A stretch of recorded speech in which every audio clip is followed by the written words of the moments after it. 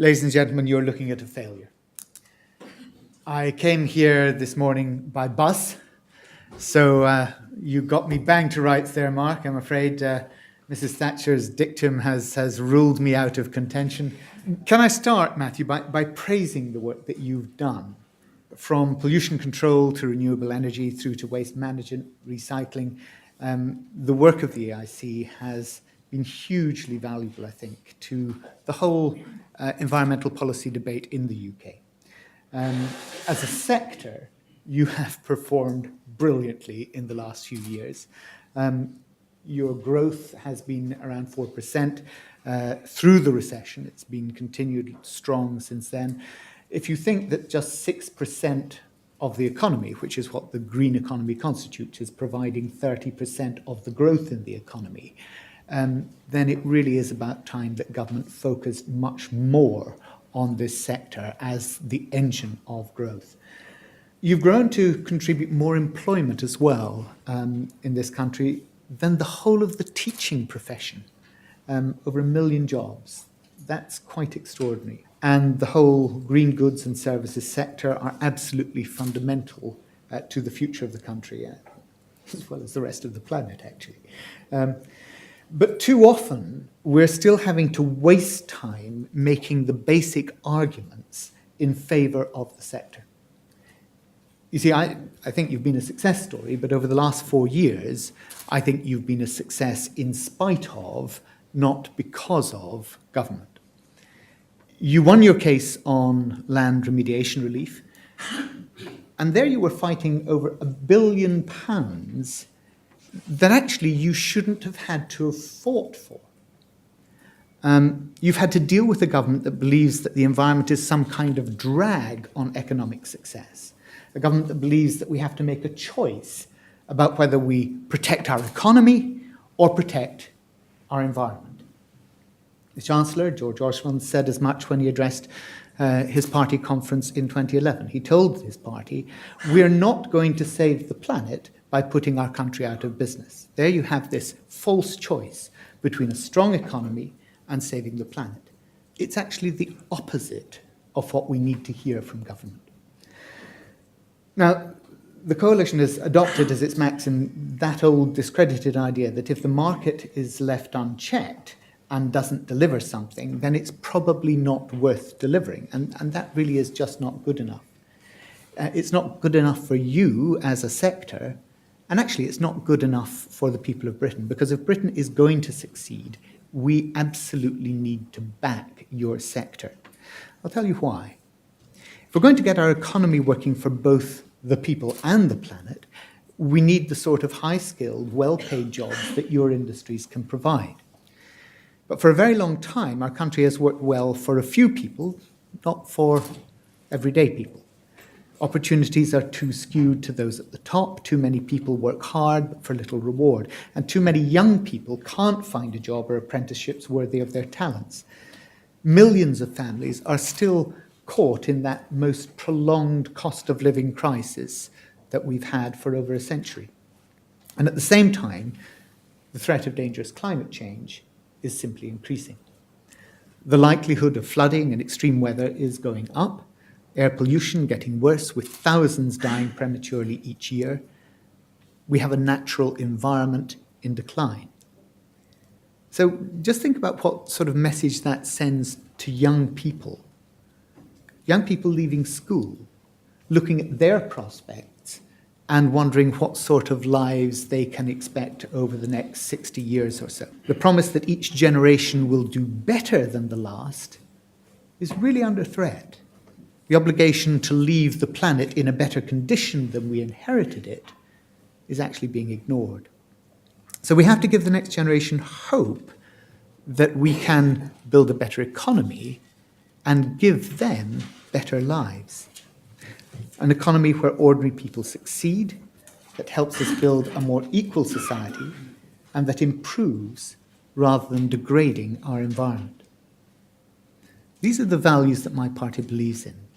The green economy isn't some side issue to be spoken about purely at conferences like this. It now is taking front and centre of Labour's plans to make the economy work for the many, not just the few at the top. because the vision that we have for the economy of the future will also be a vision for the future of our environment. And that's why Ed Miliband made it a national goal that by 2025, Britain becomes truly a world leader in the green economy, creating 1 million new jobs as we do. That would see your sector double in size within 10 years. And we intend to work with you on delivering that goal. We believe that driving progress on the green economy to build greener, cleaner, more resilient Britain should be a priority for government. But the coalition, I think, has failed to do this. Look at the Environmental Audit Select Committee's report published in September. It's an environmental traffic light scorecard, and there's no green on it. That says it all. The so-called greenest government ever, with an environmental scorecard coloured red, red, red, and amber. And the same committee reported on the government's approach to the green economy. It concluded, and I quote, that there appears to be little priority in government attached to moving to a green economy, and it's not clear how all government departments are taking this agenda forward. We've had 5 wasted years on the green economy. It's an outrage that the Conservatives said, vote blue but go green. But in government, they've withdrawn from supporting your sector. They even stopped collecting the figures on the growth of the green economy. It must be the very first example in history of a government actively trying to bury good news. They're not green at all. They're very, very blue. It's an approach that not only harms the environment, but it's bad for business. It holds back our environmental industries. Let's take waste for an example. How can we move towards a zero waste economy that drives jobs and growth if the government refuses to take a leadership role? But that's exactly what the Minister, Dan Rogerson, did when he became Minister in charge of waste policy. He sent a letter to the key stakeholders in the sector saying that the government was stepping back in areas where businesses are better placed to act and there is no clear market failure. Again, that point that Mark was making on the panel. The government sees this as an area where if the market can't solve it, then it's probably not worth doing. In other words, they washed their hands of their responsibility for waste policy. And it's a reflection of a fundamentally flawed political analysis, the same as outlined by the Chancellor George Osborne in 2011, when many environmental problems are the result of how markets work left unchecked. You can't just get out of the way and expect those markets to sort themselves out. But that's what this government has done instead of regulating to drive progress forward. And on waste, it's taken us backwards. We've seen recycling rates plateau when our European partners are pushing ahead. Fly tipping, something that Labour took action on to get rates falling, is now back to 2010 levels. We need to recycle waste from industrial processes and households, not just because waste to landfill is environmentally harmful, not just because uncollected waste can be a blight on communities, but also so as we can create new jobs and growth. Labour won't simply abandon the waste sector, and I've already made it clear, a future Labour government will set up a Stern-style review of resource security to assess current and future supply risks.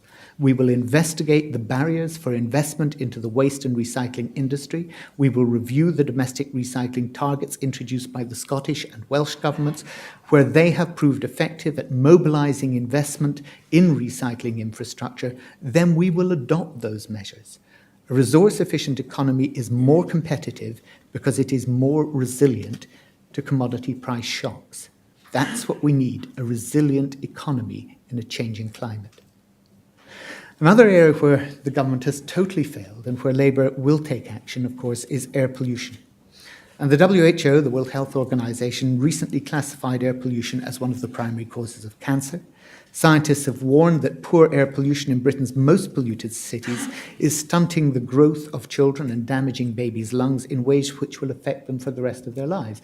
In fact, they say that if your child goes to a school within 150 meters of a main road, that's 10,000 vehicle movements a day, then your child may grow up with lungs that have a reduced capacity of up to 1/3. What parent would not take account of that if they knew those facts in deciding where to send their children to school? This is absolutely staggering.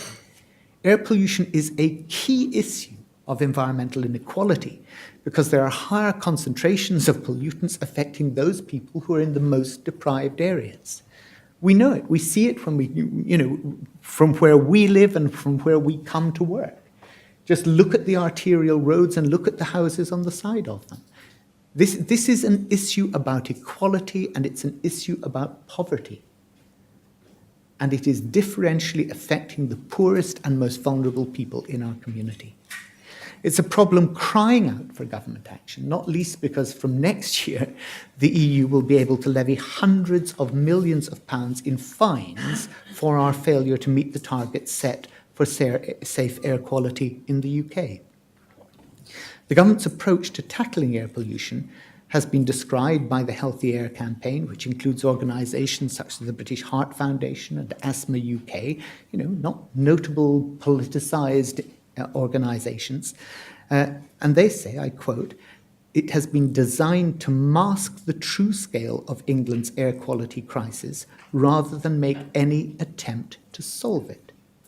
A policy designed to mask the scale of the problem." This is disgraceful. Last December, the government had to scrap their consultation on local air quality management because the evidence suggested that it would have made the problem worse. And you remember their preferred option. Preferred option was number 3. It was to get local authorities to stop collecting the data. Shoot the messenger. Ignore the evidence.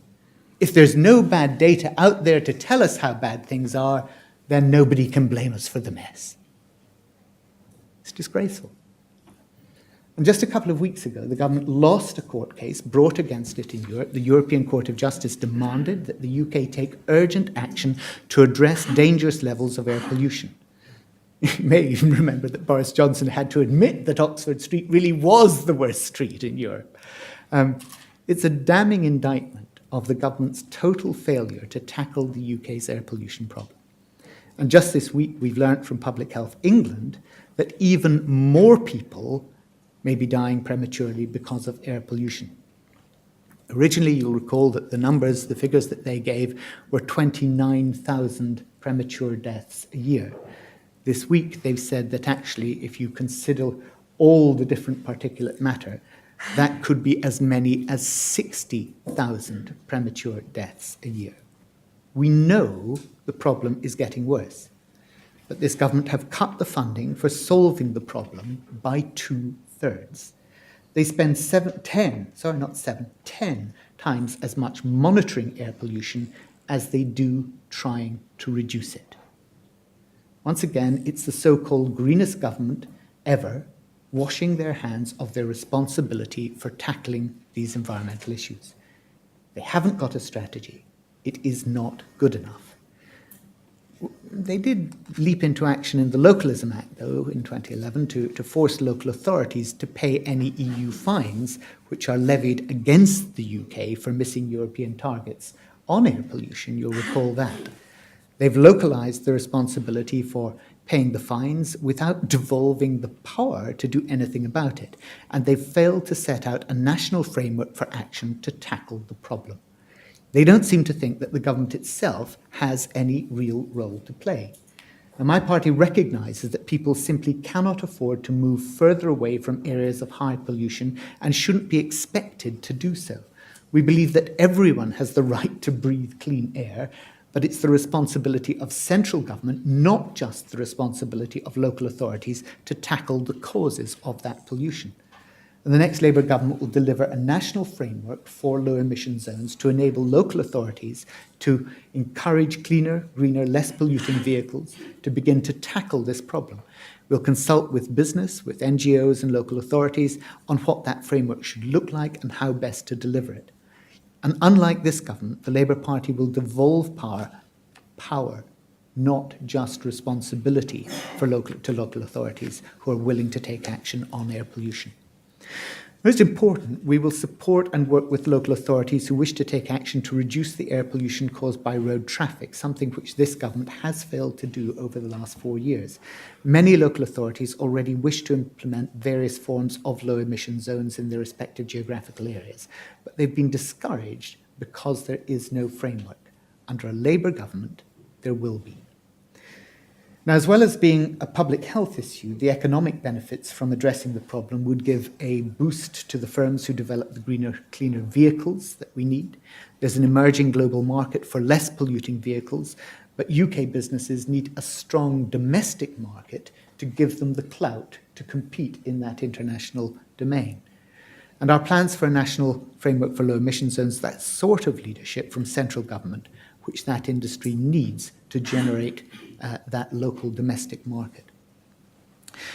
Now, perhaps the greatest market failure of all, as Mark, who's just leaving us, said on the panel, identified by Nick Stern, is climate change. And it's where perhaps the government has been the biggest failure. They've been wasting time whilst climate change mitigation is lagging behind the necessary speed and focus to make it effective in staying below the 2-degree rise that constitutes dangerous climate change. And they aren't taking adaptation seriously. The Committee on Climate Change, the government's own independent advisors, have warned that the UK under David Cameron is likely to miss the carbon targets the last Labour government committed us to meeting. The Tory-led government failed to set a 2030 decarbonisation target. You may remember that was an amendment to the energy bill which was put through on a cross-party basis by Tim Yeo and myself. They've held back green growth and jobs by refusing to give the Green Investment Bank any borrowing powers. Eric Pickles has routinely been overruling local planning decisions to ensure that he can stop onshore wind farms being built. And the Conservative Party have even pledged a cap on onshore wind if they win the next election. In government, they've removed agricultural subsidies from farmers that choose to have solar panels under which their animals can graze. They've even removed flood protection from the priorities of the Environment Department when Owen Paterson was in charge. In fact, you may remember that the former Environment Secretary has recently said that he wants to rip up the Climate Change Act. Now, you may say, well, you'd expect that from Owen Paterson. The really extraordinary thing is that since he said it, not a single Conservative minister has stepped out in public to say that they disagree with him. Not one. The lack of protest suggests that repealing the Act might even be a policy under a Conservative majority in 2015. And no one should be in any doubt that Owen Paterson speaks for what is now not just the wing of the Conservative Party, but the majority view in the Conservative Parliamentary Party. 3/4 of the Conservative Party MPs don't think climate change is a man-made phenomenon. David Cameron is the Prime Minister who went from leading the greenest government ever to telling his aides to ditch the green crap. The loss of the all-party consensus achieved to legislate for emissions reduction caused by that lurch to the right within the Conservative Party is really bad news for those of us who do want to tackle climate change. But it's made my party even more determined to be resolute in reducing emissions. And the next Labour government will set a 2030 decarbonisation target to accelerate the shift to a low-carbon power sector. We will give the Green Investment Bank the backing it needs. Under Labour, the bank will have the power to borrow on the open market. George Osborne originally said it would be allowed to borrow by 2015. You'll remember that was the time when he believed that net debt would be falling. Well, it didn't fall, of course, and we're going to see a bit more of that in the next couple of days. And now that deadline was shifted back to 2017 and perhaps even beyond that. Borrowing for the GIB will allow it to bring in several times more capital investment, getting considerably more bang for the government's buck. Labour is going to take action on energy efficiency too, and this is what Caroline Flint has called our war on cold homes. We will devolve power to local communities in place of the Green Deal so we can help people to insulate 5 million homes within 10 years. That will bring down energy bills as well as emissions, and it will create jobs and stimulate local economies. The economic opportunities of Labour's plans, I think, are huge. If you look at Cambridge Econometrics, they've calculated that by 2030, the UK GDP would be 1.1% higher than it otherwise would be, thanks to investment in low carbon. And the average household is expected to be £565 better off annually as a result of meeting the UK's first 4 carbon budgets, the ones that this government wants to revise, number 4. But it's not just the economic opportunities of mitigation that are a priority for the next government. Well, the next Labour government. We also have to build our resilience to climate change. And that really is what the Shadow Environment team has said is our number 1 priority. There are few issues facing government that are more important than reducing and managing flood risk. We know it's increasing because of climate change. The Committee on Climate Change are clear that 5 million properties in England are at some risk of flooding from rivers, the sea, or from surface water, including 490,000 properties at serious risk of flooding. The chance of a catastrophic flood happening in England within the next 2 decades, causing in excess of £10 billion in damage, is around 10%, a 1 in 10 chance, echoing what James was saying.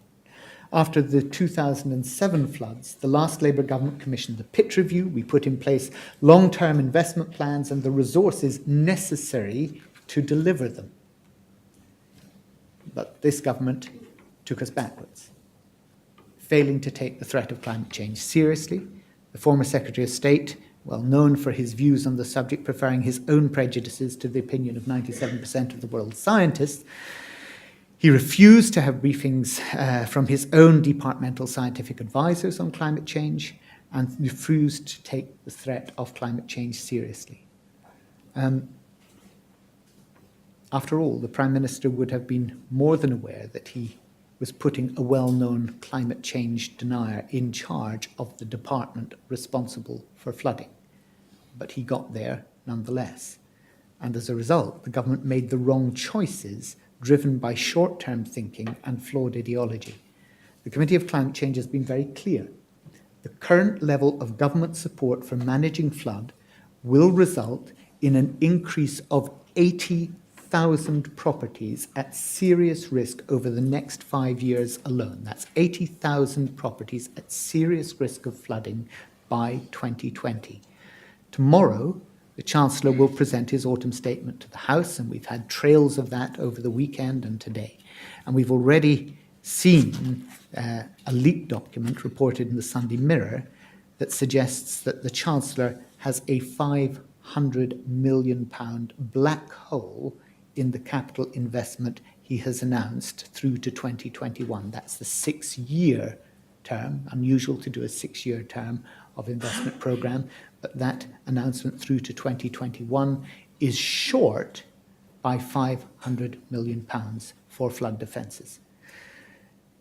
I should just stop at that stage and say it's also £500 million short of where the Committee on Climate Change says it needs to be to stop more properties becoming at serious risk. So if we were going with the Committee on Climate Change, the full shortfall would be 1 billion, not 500 million. It's 500 million that is underfunded, but even if they fund it in full to 2021, there's a further 500 million to what the Climate Change Committee says is necessary. There are even suggestions that the black hole in our flood defence spending will be left to local authorities to plug. Again, a localism agenda working against us. In other words, communities will be left to fend for themselves when it comes to flooding. Now, David Cameron was wrong to cut the flood defence budget in 2010, and any plans to ask cash-strapped local authorities to pick up the slack really are unworkable, I think. Anybody who understands what's happening in local government, if you look at the decline in revenue coming into local government, and you look at the increase in the statutory responsibilities that are being placed on local government, those two lines cross over. They cross over in 2017.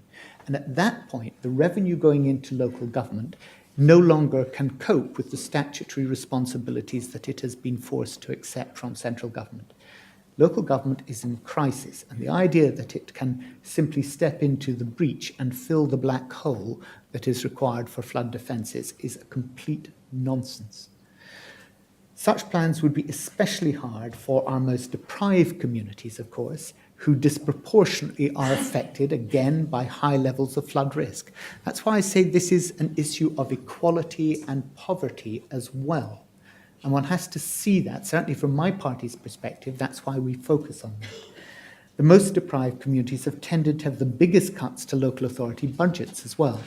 The National Audit Office, the Committee on Climate Change, and the EFRA Select Committee have all made it clear that funding has been reduced and that this has increased flood risk.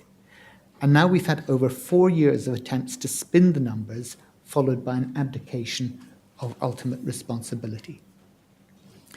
Preparing for climate change and any extreme weather associated with it requires effective and long-term planning. The Coalition's short-term approach has led to cuts to flood defence investment and maintenance, and that approach has increased both the risks and the costs of flooding in this Parliament. It has increased risks and costs in the medium and long term as well. And that's the worst of both worlds, as there's no long-term plan for managing flooding and the need to spend ever larger amounts responding to individual flood events increases in the meantime. The next Labour government will take a totally different approach to deal with increasing climate risk. We will reinstate flood protection as a priority of the Environment Department. Owen Paterson removed it. We will make it a top priority along with effective climate change adaptation. To do that, we'll introduce a new national adaptation programme. It is unacceptable, frankly, that Britain's plans for adapting to extreme weather was developed by the previous Secretary of State, who even denied that man-made climate change existed. The old adaptation programme is largely based on voluntary measures and an imperfect analysis of climate risk, which assumed minimal warming. The outcome of this is that those who operate critical infrastructure don't have to report on their plans for climate adaptation. How ridiculous. How ridiculous. The critical infrastructure in our country does not have to report on climate adaptation and what they're doing about it. As a result, we do not know how a third of our transport infrastructure is planning for climate risk. Similarly, only 16% of local authorities have developed plans for climate risk, including flooding. Ensuring that the country is adequately adapting to climate change cannot be done by government alone. It has to be done across all sectors of the economy. The current programme isn't fit for purpose, and so we will produce a programme that is. And Labour will also have a new, and I've said this before, a new independent National Infrastructure Commission to identify the UK's long-term infrastructure needs, and that, of course, will include flood protection.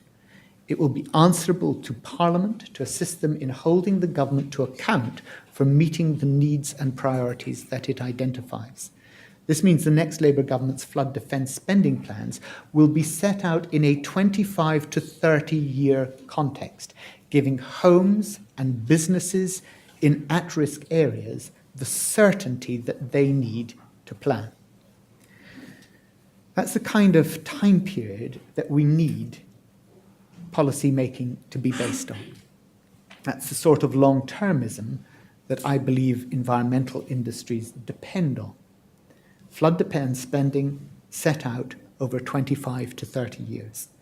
Our national goal to create 1 million new green jobs running through to 2025. Our decarbonisation target running through to 2030. That's how we support the shift to a green economy. We look forward to working with you to build that economy, an economy that works for the many, not just the few at the top, an economy that works for the planet instead of a planet that is degraded in the name of the economy. That's the vision that I think we need, and it will be the vision of the next Labour government. Thank you very much.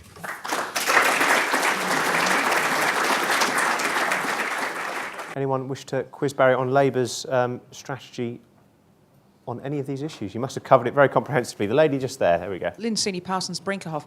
I'd actually like to hear where there's common ground between you and the other parties and where you can work collectively to give us some certainty and projection going into the future. It's difficult to actually plan when we have perhaps the shorter term parliamentary term thinking, and it would help us immensely to understand actually where there is general agreement and what we might expect in direction going forward. That was about to be my question. Is there any... The view seems to be the consensus has shattered. Are there any areas you can see that being rebuilt or that it still exists? Well, you said with the other parties. Duncan's sitting 6 feet away from me here from the Liberal Democrat Party.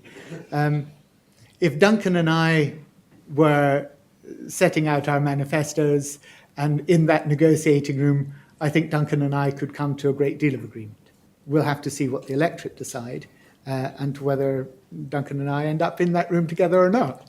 Of course, I'd like to not have to end up in any room. I'd like to be on my own without Duncan. Really trying to answer you honestly, I am hugely depressed about the way in which the consensus has been shattered. The key platforms that all parties made manifesto commitments on and went into government on, where we shared a view on the Climate Change Act. We all agreed with it. We shared a view on the importance of the Committee on Climate Change. We all agreed with it. We shared a view on the Pitt Review. We all agreed with it. I didn't even talk about SUDS, for goodness sake, and what's gone wrong with the failure to implement the Pitt Review. 46 of the 92 recommendations of the Pitt Review stopped in their tracks. In 2012, this government said, we're not going to even see what's happening with the Pitt Review. We've conducted our last review of the review to see your work in progress. So I am immensely depressed because we did have a consensus. It was real to all intents and purposes. I think everybody believed in all three political parties that these were fundamentals. And yes, we disagree over certain elements of it. But on the whole, that was the basis upon which we would work our way forward. Now, I think Duncan and I still agree on, Duncan's nodding, on those essential features. But it is absolutely clear that the Conservative government or the Conservative Party in Parliament has moved away from that. And it's not just a right wing. This is not just the UKIP threat and tacking to the right strategically. This is now the bulk of the Conservative Party in Parliament that has moved away from that consensus. And I find that deeply troubling, not just, from a party political perspective, I could say, hey, great, it gives us the right policy, on our own there. But actually, it's far, far more worrying because to get traction on this now, to make the difference to the economy, to make the difference to jobs and growth, to get the green economy sorted, to actually get the sort of environment that I want to live in is going to be that much more difficult because that consensus is not there any longer. And I think it really is something that we as politicians have to cope with. But I also think it's something that you as an industry, one, has to recognize, and two, has to start speaking out about. I don't mean getting involved in party politics. I don't expect the EiC to do that. But I do think that you really do need to make your voice heard because that's, after all, Matthew, your stated purpose, your stated objective as an organization, to be the voice of this industry. You need to make it clear that this industry is worth this much to Britain. Right? And that actually you are the engine of growth for our economy. Start making and I know you do make those arguments, but you really need to make that voice heard, not just in Whitehall, but much more widely in industry in the country. And you'd argue that political risk is now so advanced that the Climate Change Act potentially could be under threat, because the counter-argument from the Conservative leadership would be they're still committed to the Climate Change Act, they've signed on to the fourth carbon budget, they've mobilised more investment in renewable energy than this country has ever achieved, and that David Cameron can stand up at the UN and still say it's a priority to him. So, you're that fearful that those backbenchers have. David Cameron still says that he wants to stay in Europe, but how many of you think that will happen with the right wing of the Conservative Party in dominance. What David Cameron is a centre-right politician, right? David Cameron took the party to that position in British politics because I think he thought it was the right place to be, and he thought it was the right, not only politically, but actually morally, ethically, effectively, efficiently, in terms of the economy, everything, he thought it was the right place to be. But politically, he can no longer sustain that because the right wing of his party, or what was the right wing, what are now the bulk of his party, are saying, we don't want this stuff being built in our backyard. We don't want wind farms. We don't want a low-carbon economy. And that means he has had to tack right for his own political skin. And it's, so yes, he personally may still view that, but politically, where's his party going? And, he personally may still want to stay in Europe, but the Conservative Party as a whole certainly don't, and they're doing everything that they can to take us out of Europe. And again, that's another key thing for your industry. If you're not part of Europe, what does that mean for your industries? These are real dangers, and I'm sorry not to come here and play the nice, let's all be in the same club together politician, who's not being a politician.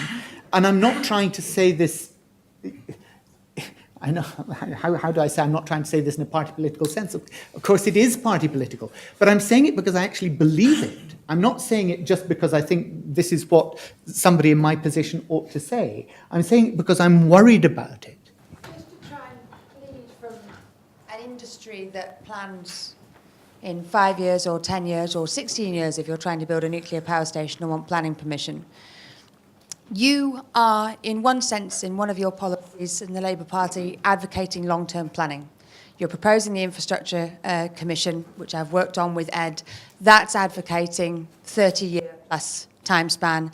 It's advocating cross-party working to create policies that are then not overturned after 4.5 years. Can we not plead for environmental policy to be placed in there? I've already spoken with John Armitt about this. It's absolutely right that environmental policy should be part of that. If it's not, it isn't going to work. It's not going to be sustainable. So yes, the answer to that is overwhelmingly yes. That's why I mentioned it in my speech as a key plank of Labour's environmental policy. The Infrastructure Commission is there precisely to deliver that long-term framework. And I'm sorry I didn't communicate it more clearly in my remarks, but thanks for saying that. Yeah. Excellent. Thank you very much to Barry Gardiner.